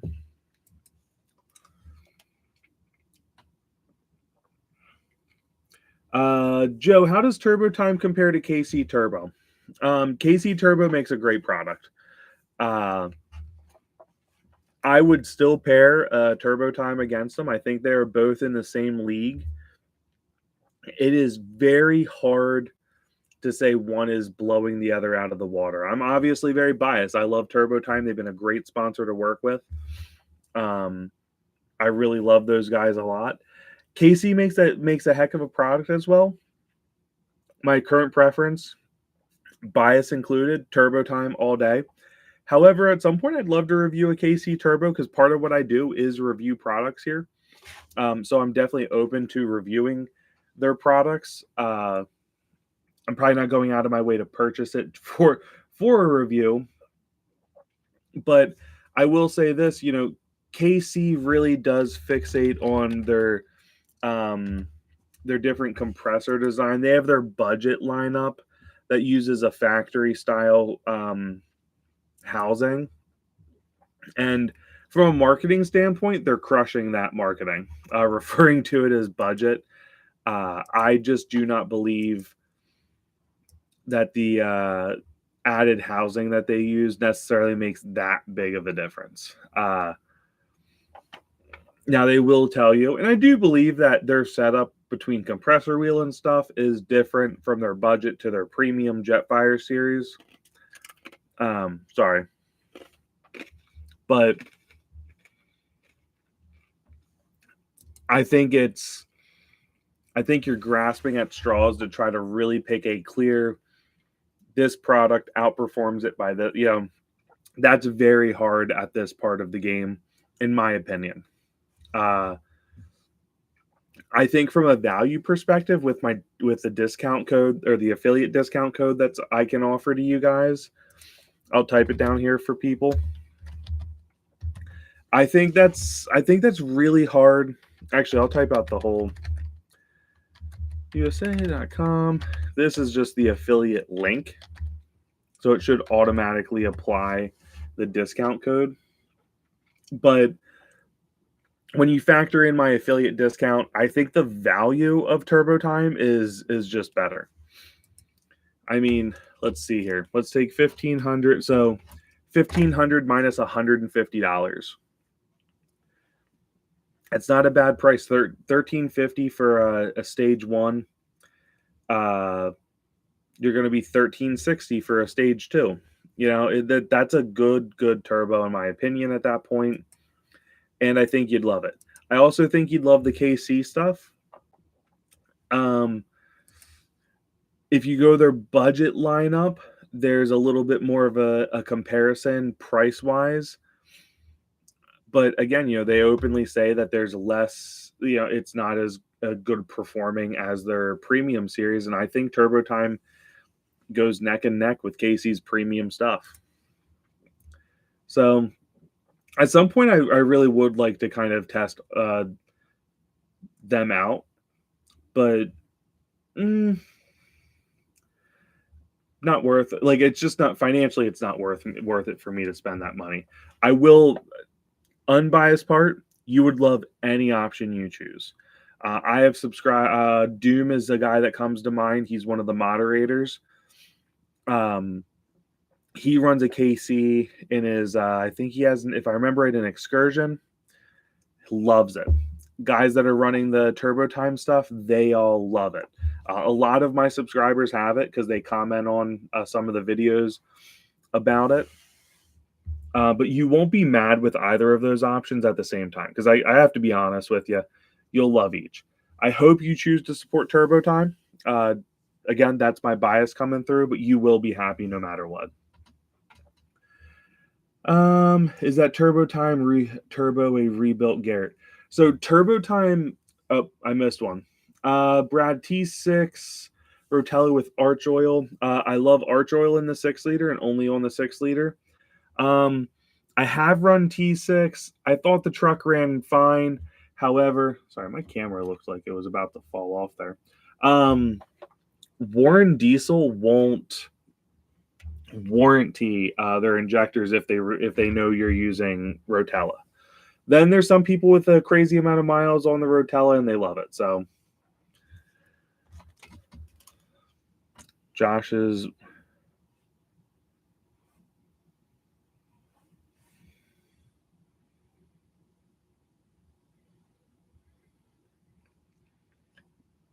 well, then I think he must have got it in for you, man, because I don't think that's what he uses in his own oil changes. But I will find out. Those of you that don't know because you're not in my phone, Josh does have Schaefer's oil at his house that he bought from Greg. Where was I? So Eric, so Turbo Time starts their trucks with or starts their turbo builds with a brand new factory Garrett turbo. It is the OEM turbo that comes on the trucks, and that is the platform they use. They do not buy turbos from overseas or I shouldn't say overseas because obviously Garrett is built all over it. They don't go on Alibaba and order some crap turbo housing, this, that, and the next thing and make it their own. They do sometimes get special runs of compressor covers. Sometimes they'll have like laser engravings on them of their emblem and stuff like that. So they will do that. But the center section, the exhaust side, all that is OEM Garrett stuff that it built from. I actually did a video of them building a turbo start to finish. It was kind of cool. I don't think I talked on it. I think I just put music over it, but it was really neat watching them do that. I mess with my camera settings. I don't like how it looks right now. But yeah, they start brand new out of the box turbo, disassemble it, keep stuff all separate. They rebalance with the new wheel. They have a CNC machine that does the compressor cover. They use a lathe at first to cut out the silencer ring, and then the actual machining and the radius for the turbo itself is done with a CNC machine. So very consistent modification of it, depending on the size they're doing, but it's all set in with them.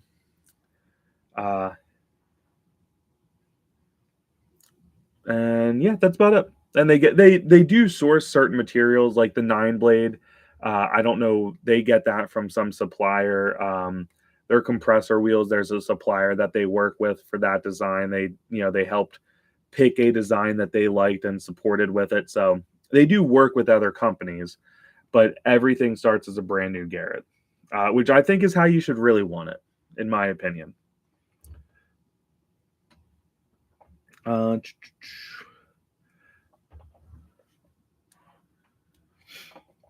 I've heard Lucas makes good stuff. I have no personal experience, but King, you had some crazy miles out of that truck.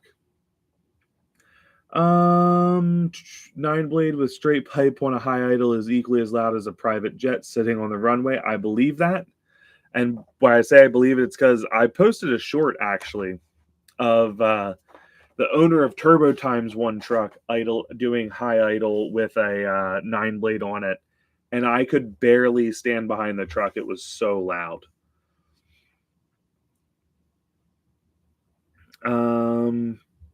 Thanks to you, I know 9 blades are bad on performance.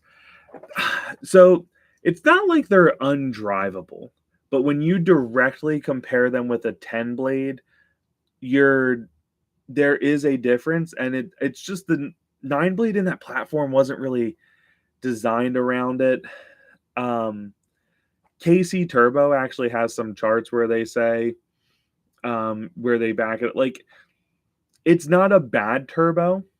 Turbo Time didn't want to sell a 9 blade.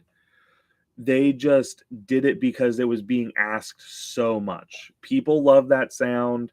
And I'm not saying it's a bad sounding turbo, but if you're going to tow it all, don't get a 9 blade, get a 10 blade. You'll be so much happier. I will be reviewing a 9 blade in the future, so stay tuned for that.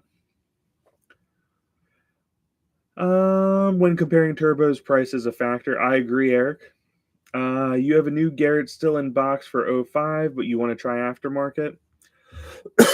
Excuse me. Yeah, Eric, again, you would be happy with either one. If you are really looking at it, I would say stage 1 from Turbo Time with my obviously I get something for that, but definitely with that affiliate code, you're just gonna it's small enough it'll still spool really quick. The 10 blade, it's the 03 10 blade side, which is, in my opinion, what you want. It has a nice whistle to it. It flows more. That would be a great turbo to drop in there. It wouldn't create a ton of lag. Any lag you could tune a little bit of tuning, and you wouldn't even notice it there. But I can understand not wanting to just try something a little different, and I think you would love it. If you were to go into like the stage 2, you need a little more tuning and stuff to kind of start, like you'll start noticing a little more lag. The 05 turbo, really small. So just to put some numbers out there, the original turbo was measured 59 millimeter inducer on the compressor wheel, so the part you can see with the cover on it. It had the largest, and it was a 10 blade turbine wheel with the largest section. So this was the setup that had the most lag, but up top it pulled harder. In late 04, they kept the 59 millimeter compressor wheel. They shortened the overall length of the turbine fins, like blades coming off of it, and they added 3 to go to a 13. However, the diameter was the same. I want to say it's 66 millimeters, but I forget off the top of my head. In 05, it's just under 57 millimeter inducer on the compressor wheel. They kept with 13 blades, but then they made it smaller. I want to say 64 millimeters. So they made that whole turbo just a lot smaller. People that jump straight from that 05 to like a stage 2 or stage 2.5, you notice the lag a little bit more. Again, it's not bad, and you get used to it. You can tune a lot of it out depending on what kind of tunes you like to run daily. But on that stage 1, it's not going to be as noticeable. You'll notice how much harder it can pull, though, without giving a ton of extra lag. And I believe, Eric, that you're on stock injectors. I think that would be the turbo I would highly recommend. Coincidence, it's the most affordable one too, but I do think that you would love that more than others. If you do plan to go to a bigger injector, like a 175, 190/30, I don't really recommend, but you can get away with it on there. You need to be a little careful, but you can do it. If you do think you'll go bigger injectors in the future, then I would consider the stage 2. It'll be worth it now to deal with a little extra lag to have it pair with your injectors better later. Mongoose running the Kirkland brand, as always, brother. I know a lot of people that run that, actually. You run a KC Stage 1 10 blade, 64. Brad, you're confusing me a little bit because... you're saying you run a 10 blade, the smaller size turbine wheel with it. I see. Which that's actually a cool setup. I love that they did that, especially back in the day. Custom tunes, Kill Devil Diesel Upgrade Stage 2 cam. I'm running the Kill Devil Diesel Stage 2 cam. It's a good cam. I like it as much as I liked my Colt Stage 2, except this one doesn't seem to be destroying my engine, so I'm a big fan of that.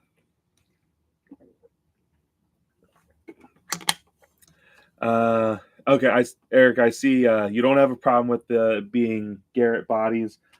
And I was saying that be more along the lines of there are people that are buying whole 6-liter turbos that aren't Garrett, claiming they're Garrett and trying to pass them off.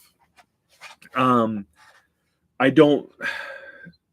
Casey, I'm pretty certain their 6-liter turbos start out with Garrett OEM as well. I don't know about a lot of other people. I do know there's been a lot of people buying knockoffs of them. I do not believe KC does that. I know I'm 99% sure KC starts OEM Garrett on their 6-liter turbos. I know 100% Turbo Time is an OEM Garrett with their turbos when they start out. So, a problem I have with my 05, I believe, is it's heavily tuned. So, Eric, in that case, as long as you know you have stock injectors, you could go to Ford, and it would probably be worth it to have them just flash a file in. You could call SCT and see if they could do anything for you. Like get an X4 and see if there's a way that they could help fix that. So that'd be my recommendation, just so you know what's tuned on it, and then you can get your own custom tunes and deal with it. If you actually check the VIN number on it, if it's tuned, a lot of times there's a mark from the tuner. So it would be like your VIN number won't be there when it's tuned. It'll say SCT or something, and then a bunch of other numbers to it. So try to read your VIN off your PCM and see what it says. That might give you a clue as to what's on there. Does anyone make a ball bearing turbo? KC Turbo makes a ball bearing turbo. They have their S2, so KC Jetfire S2R Gen 2 dual ball bearing turbo. That is a mouthful. They should work on that name. So they had a Gen 1 6 or 7 years ago. They took it off the market relatively quick. I don't know how they do ball bearings on a VGT setup. This one has been out for a while, and I haven't heard a lot of bad. I should say I've only heard good things about it. I have actually heard no bad things about it. Oh, excuse me. But I'm a little people like it. I'm just a little hesitant with how it is. Just knowing at one point this was an issue. I will say this, you really start to get away from the value equation of this because it is a $2,500 turbo. Now, it is the only one on the market, so I understand you will charge a premium for something that nobody else is making. However, that is a tough one, to deal with. $2,500. I'd rather have a stage 1 or a regular stage 2 because they still drive really, really nice. A dozen of my DCC lights are disabled when I check on Forescan. Yeah, I would work on see what your VIN is on Forescan. I could buy a no-start 6-liter for that much. And I do want to say, I'm not knocking Casey's turbo in that regard, but I have a hard time with $2,500 for a turbo, especially a 64 millimeter turbo.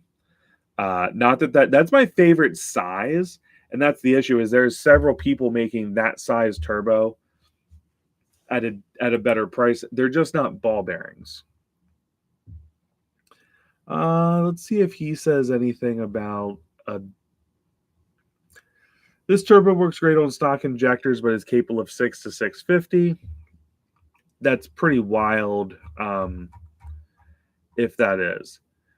That means a stage 2 turbo. So it's saying supports up to 190 30s. So it's about a 600 horsepower setup. I don't know. I struggle with that value, like I said a few times already, but and again, it takes me back to with turbo time. I would recommend. I would love to try this this dual ball bearing turbo. Truthfully, I would love to eventually try like 2 of their turbos. I'm just not buying them, and I would like to try like 1 of Titan turbos. I'm not near the fan of Titan, but I wouldn't mind trying 1 of his turbos just so I know. And for my subscribers, like you guys do take my input for a fair amount of stuff. I want to know what the quality is of what I'm recommending in comparison to the competition. So it would be interesting. Nothing against either other company, but I would like to try it. I use a dual ball bearing as the small turbo on a Cummins. It is an awesome 10 out of 10 would recommend. Daniel, but are you using a VGT dual ball bearing? This is what's a little different. Ball bearing turbos, phenomenal turbos. Highly recommend. Absolutely. I don't know anybody running fixed geometry turbos that are ball bearing that said, man, I wish I had those slower journal bearings.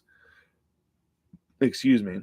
But for VGT setups, because of the high oil pressure required for the VGT system, it's made it difficult on the earlier styles. Now, Ford on their newer trucks went to an electronically actuated VGT system, and they're dual ball bearing. So I believe in 20 and up, those are dual ball bearing turbos. That's pretty awesome. DPS. I have not heard of them.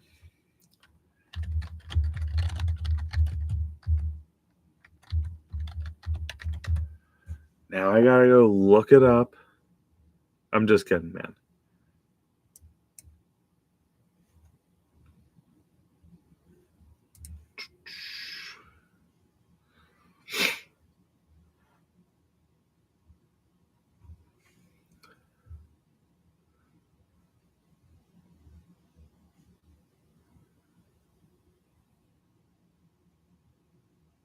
So it's an S300. Correct me if I'm wrong here. I want to make sure I'm looking at the correct thing. So it's an S300 style turbo with a not like what looks like an air compressor fitting or something.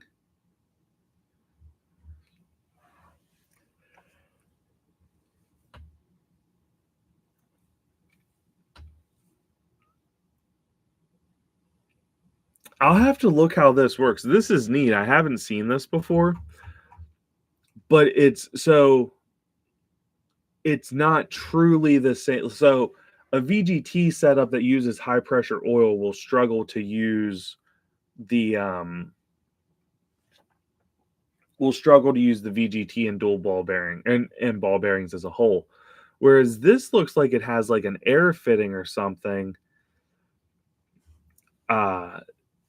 But it might not be an air fitting. It could just be a weird oil hookup, but it looks like it separates the oil from the inside of the turbo for the bearings, like for the VGT actuation. That's a neat. I'm leaving that page up to check out. I think Garrett would have used ball bearing if it was better designed. On an oiled VGT system where you're keeping like a more standard setup, yeah. I think they would have. I also think things change over time. And I think that's kind of, people do love that KC turbo, man. I will say that. Now this Turbinator VGT setup, I'll have to check out more of, because they have a cool outlook on it. Whew, excuse me. Which we are going to be starting to close this down. We just hit the 2-hour mark, and I do need to soon throw in the towel. So we're going to get through these last couple questions, and then I'm gonna go to bed, guys.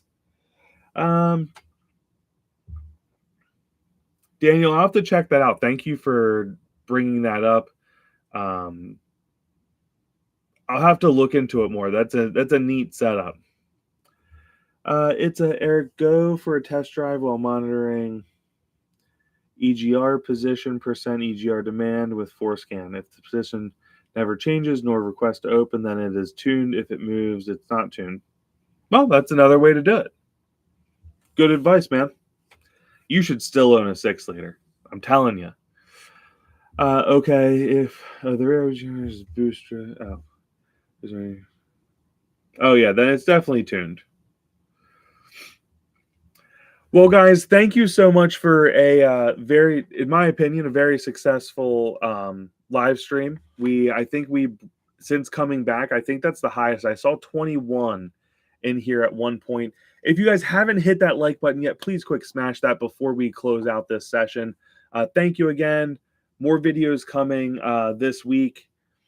I have a headlight video coming for the, need not break my desk. I have a headlight video coming for the 6.7. Very excited for that. And we will go from there. Thank you, guys. Thank you, everybody, for coming in and getting involved in the chat. It means the world to me.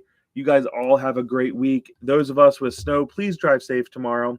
And I'll see you in the next upload.